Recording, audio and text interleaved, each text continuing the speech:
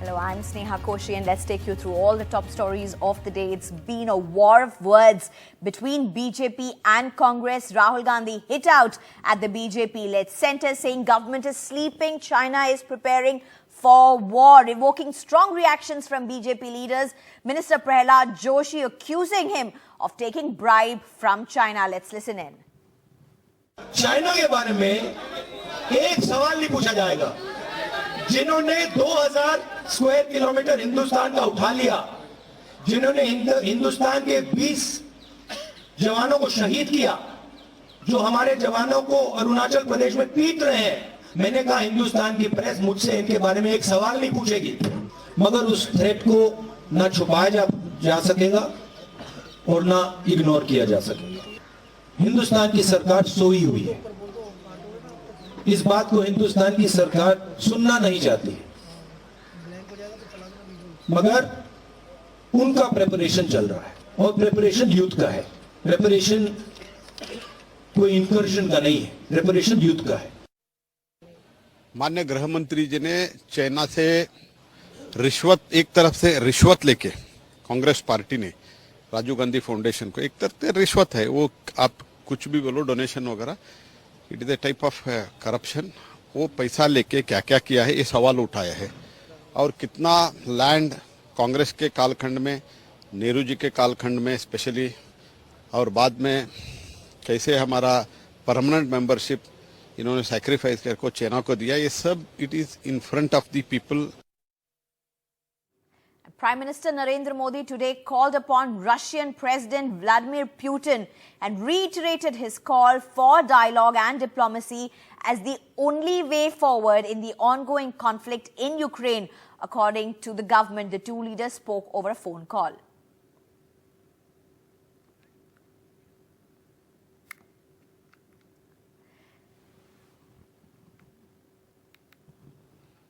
And attacks have intensified in Ukraine. Russian forces launched at least 60 missile strikes across Ukraine on Friday, according to Ukraine officials reporting explosions in at least 4 cities. At least 2 people were killed when a residential building was hit in central Ukraine, while electricity and water services were interrupted in the 2 largest cities, Kyiv and Kharkiv. Thudding blasts and gunfire from air defense systems echoed across the country. Authorities on social media reported explosions and missile strikes in several parts of Ukraine.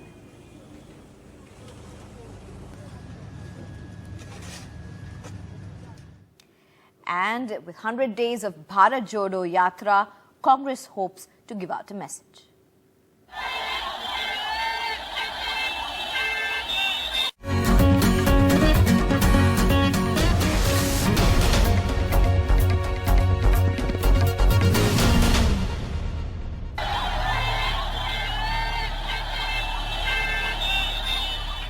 Overwhelming crowds at the Bharat Jodo Yatra in Dausa. Sachin Pilot's family seat before delimitation took over. And at the center of the Congress's political debate in Rajasthan is this very question: crowd pulling charisma versus sound electoral maths. Can incumbent Chief Minister Ashok Gehlot pull off another election, or should there be a leadership change?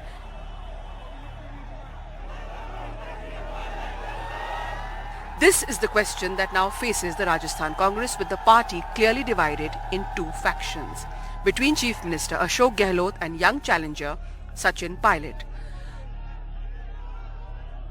But it's clearly a debate Rahul Gandhi thought wise to avoid. कोई निर्णय की स्थिति नहीं है, बड़ा clear है। ये आपको मतलब ये थोड़ा थोड़ा होता रहता है पार्टी में, हमारी पार्टी में होता है, कोई बड़ी प्रॉब्लम नहीं है, कोई कंफ्यूजन नहीं है। भैया मैं कांग्रेस पार्टी का प्रेसिडेंट नहीं हूँ, कांग्रेस पार्टी के प्रेसिडेंट खारगे जी हैं, आप ये सवाल उनसे पूछिए। Rajasthan goes into an election in just 11 months. That's followed by the general election in 2024. And what will be the formula for that? The Congress party must work with all the opposition parties. There's a lot of space to do that. But the exact strategy, how it's going to be done, that you have to ask the new Congress president. And frankly, if in Gujarat the AAP hadn't been put up as a proxy, and hadn't been used to target the Congress party, we would probably beaten the BJP there as well. The political contradictions are perhaps the Congress's biggest challenge. Sachin Pilot versus Ashok Gehlot. The need for Congress uniting with the opposition versus the AAP working as a proxy. And it's perhaps outside the Yatra narrative that the Congress will have to find an answer to these contradictions. With camera person Xavier Thomas, in Jaipur, Harsha Kumari Singh, NDTV. And the Chief Justice of India had some important remarks today, whether it be the no case is too big or small for Supreme Court to hear while hearing a PIL on a convict's personal liberty, or his decision on vacation benches in Supreme Court during the winter break soon after remarks objecting to the long vacations by the top court in Parliament. The issue of who should appoint judges took a new turn today, 2 days after the Law Minister said that the Supreme Court should not hear bail pleas or frivolous public interest litigations. The Chief Justice said today during an order that no matter is small or big for the top court. Today's comments came while freeing a man jailed for 18 years for electricity theft. I have made certain remarks, a very, very good gesture to Honorable Supreme Court, that you take up those cases which are relevant and which are appropriate for Supreme Court to take up. If Supreme Court of India starts hearing bail applications, if Supreme Court of India starts hearing all frivolous PILs, definitely it will cause lots of extra burden on the Honorable Court itself. Chief Justice Chandrachud underscored reasoning behind his comments. He said, "Are we going to send someone to jail for 18 years for stealing electricity? You can't equate the theft of electricity to murder. The right to personal liberty is an inalienable right. It is a precious right recognized by the Constitution. If we don't act in matters of personal liberty and grant relief, what are we doing here? And no matter is small or big for us." But the Chief Justice announced the court will go ahead with the winter vacations with no vacation bench as has been the norm. क्या chief justice of India से बात करेंगे कि summer vacation winter vacation को खत्म करके और जैसे हर व्यक्ति अपनी छुट्टी लेता साल में 120 या 115 वो व्यवस्था जो अन्य जगह पर लागू है उसको करने के बारे में क्या चीफ जस्टिस से बात करेंगे? You should have continuing courts. Court should never close. But you can give holidays to judges and which can be spread across the year in terms of their own convenience. Definitely, as a law minister, it is also my bounded obligation and duty to convey the message of this house or the sense of this house to the judiciary. We will definitely ensure that even if there are vacations, the functioning of the court should not be stopped. Judiciary has been the trending topic in the winter session of the Parliament, from collegium system to pendency of cases, latest being courts going on winter and summer break. Not deterred by these remarks, Chief Justice on Friday confirmed that there won't be any vacation benches during the winter break in Supreme Court. This is Arvind Gunasekar for NDTV. And as ironic as it may sound, while Amitabh Bachchan spoke about civil liberties as a rare comment at the film festival in Kolkata with Shah Rukh Khan in attendance, after Madhya Pradesh, it's now another BJP leader, a MLA from Maharashtra, who has threatened to not allow the movie Pathan in his state. We tell you why. Even now, ladies and gentlemen, and I'm sure my colleagues on stage will agree, questions are being raised on civil liberties and freedom of expression. Superstar Amitabh Bachchan's rare comment on civil rights and freedom of speech, highlighting cinema censorship, has stoked a vicious war of words between political rivals, the BJP and the TMC. Bachchan was speaking at the Kolkata International Film Festival. All over the world. Maharashtra में वर्तमान में हिंदुत्व विचारधारा वाली सरकार है। महाराष्ट्र की भूमि पर हिंदुत्व का अपमान करने वाली कोई भी फिल्म या कोई भी सीरियल हम कभी भी चलने नहीं देंगे। पठान फिल्म के निर्देशक और निर्माता सामने आकर हमारे साधु संतों द्वारा जो आपत्तिजनक बातें उठाई गई है उस पर वे अपना रुख स्पष्ट करें।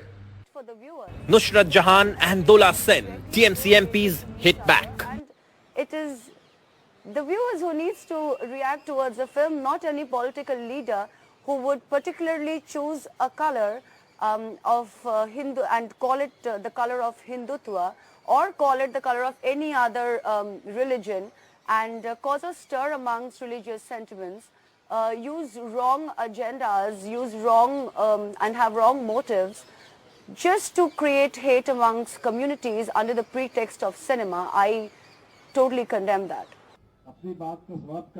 First, MP Home Minister Narottam Mishra hitting out, and later Maharashtra BJP MLA Ram Kadam warning that SRK and Deepika Padukone's film Pathan will not be allowed in their states if it continues to hurt the sentiment of Hindus. Some right-wing activists protested against Pathan in Jabalpur. The continuing attacks on cinema is exactly what Mr. Amitabh Bachchan highlighted when he shared examples of censorship from the past in his speech at the opening ceremony of the Kolkata International Film Festival 2022. And those attacks on cinema, on civil liberties and the freedom of expression still continue. With camera person Aniruddha Tripathi in Kolkata, Saurabh Gupta, NDTV. And it's time for a short break.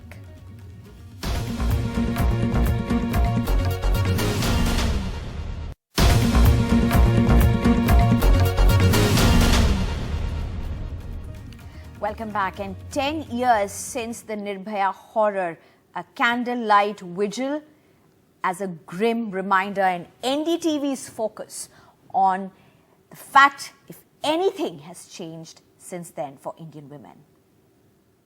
10 years on since the brutal rape and murder of Nirbhaya, and we are standing yet again in Delhi assessing the situation for safety of women, whether anything has even changed over the last 10 years.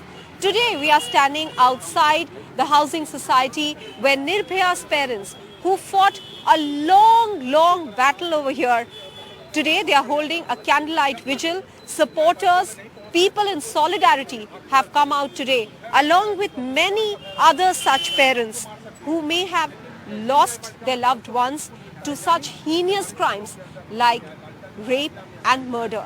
10 साल हो गए हैं, क्या कोई change आपको नजर आया इन 10 सालों में? देखिए 10 साल पूरे हो गए, लेकिन अगर चेंज हुआ होता, हमारी महिलाएं सुरक्षित होती, सबको इंसाफ मिलता, सबका आराम से रिपोर्ट होता, हो गया सरकार, तो आज हम यहाँ रोड पे तख्ती लेके नहीं खड़े होते।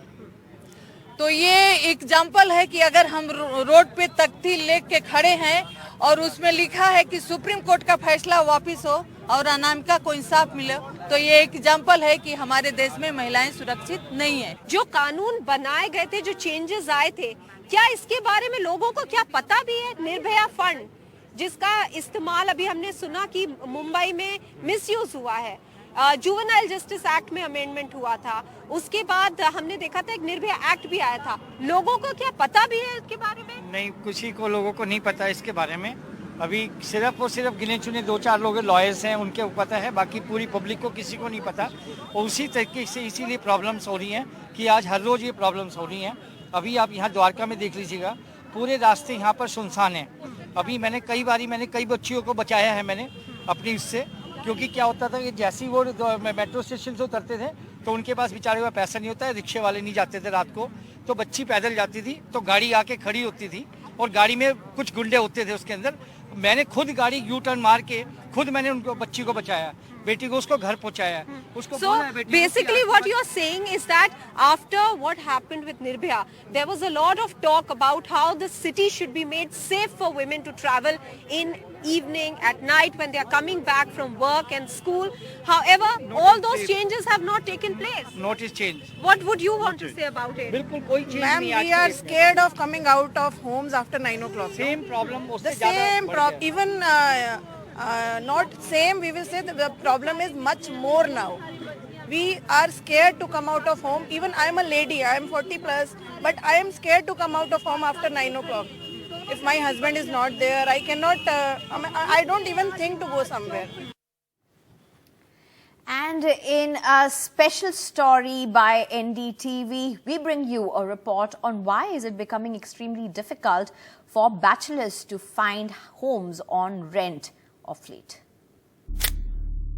An alarming fallout of Aftab and Sadda Punjab murder case. Bachelors being turned away from housing societies in Noida in Delhi NCR.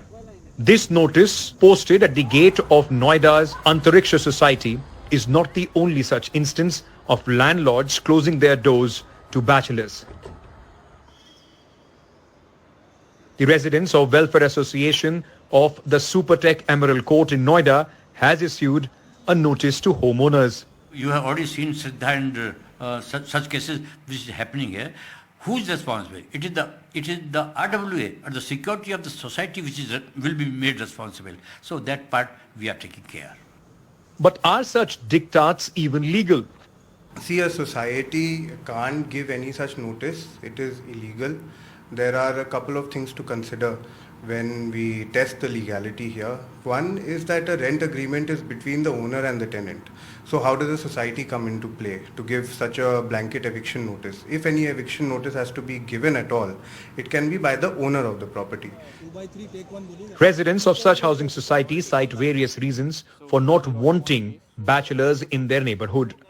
These boys, they come from surrounding colleges and all those places, and they feel that being in a hostel, it's very restrictive. So for freedom only they come to these places. Problem क्या है कि जब ये Friday आता है ना, जब इनका वीकेंड आता है तो ये 2-3 डेज में ये लोग ना पार्टीज बहुत करते हैं. उसकी वजह से क्या है, डिफरेंट तरह के पीपल्स आते हैं, डिफरेंट तरह के लोग आते हैं, फिर हम लोग परेशान हो जाते हैं. This has come as a major calamity for young bachelors seeking accommodation in Noida. When I started talking to brokers and all, then I realized that to get a place for a bachelor to live in is kind of difficult because generally societies don't accept bachelors coming to their place and living. It was really difficult to manage work and finding an accommodation at the same point of time.